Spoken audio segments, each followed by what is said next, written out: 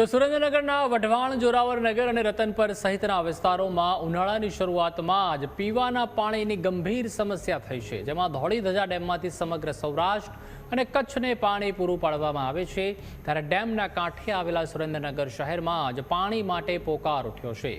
મહાનગરપાલિકાનો દરજ્જો મળ્યાના 1 વર્ષ બાદ પણ અનેક વિસ્તારોમાં અઠવાડિયામાં માત્ર 2 થી 3 વખત જ પાણી વિતરણ થતા મહિલાઓને ભારે હાલાકી ભોગવવી પડી રહી છે।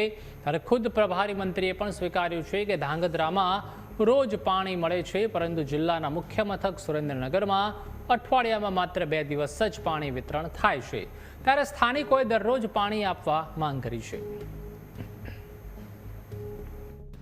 ગટરના ના આવે છે હો ને પાણી છે ને સાવ ધીમું આવે છે। કેવું પાણી આવે? કેટલા દિવસે આવે? 3-4 દિવસે આવે, બગર ધીમા આવે, ગટરનું આવે પાણી આવતું નથી। ટાઈમ ટેબલ ખોલતા નથી। રમજાન મહિનામાં રોજાના ટાઈમે ધીમા દઈ દે સાંજે બગડીમાં। તો શું થાય? ક્યાંથી પાણી? અમે આજુબાજુમાં વિચારાના હોય ને તો એના છે ને ટેન્કર મંગાવે, 400-500 રૂપિયાના ખર્ચો થાય, બધા શેરી મળીને કરે બિચારે એવું બધું। 2 દિવસે કે 3 દિવસે ને બાજુમાં જ સુરેન્દ્રનગર છે, તો બાજુમાં જ સુરેન્દ્રનગરમાં પણ અઠવાડિયામાં 2 વખત કે 3 વખત પાણી આવે છે।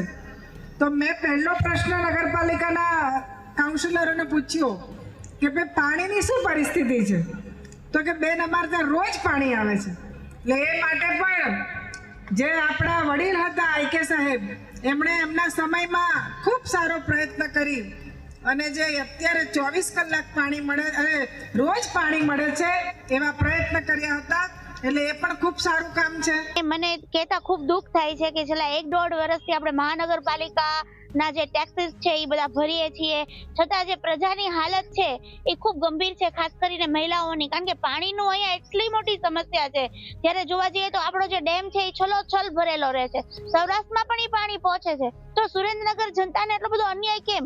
ક્યાંક ને ક્યાંક આ મહાનગરપાલિકા છે એ પોતાના જે આયોજન છે, જે એમાં એ નિષ્ફળ નીવડી છે, એ 100%ની વાત છે। અને એ પણ આપણા જે સુરેન્દ્રનગરના પ્રભારી અને મંત્રી શ્રી એવા દર્શનાબેન વાઘેલાએ એમના જાહેર મંચ ઉપરથી પણ સ્વીકારવું પડ્યું। સુરેન્દ્રનગરમાં મહાનગરપાલિકા થઈ એને 1 વર્ષ થયું, પણ જે પ્રાથમિક જરૂરિયાત હોય, જે માણસોને દેવી જોઈએ, રોડ, રસ્તા, પાણી, લાઇટો, તેનેથી વંચિત રાખવામાં આવી રહ્યું છે। એટલે સુરેન્દ્રનગરમાં એવો મોટો વિકટ પ્રશ્ન છે અને આગામી સમયમાં સ્વરાજ ચૂંટણીઓ જાહેર થઈ રહી છે, ત્યારે સુરેન્દ્રનગરની જનતા ત્રાહિમામ થઈ ગઈ છે કે આ લોકોને કોઈ પીવાલાયક પાણી, રોડ, રસ્તા, લાઇટો પણ ની સુવિધા નથી।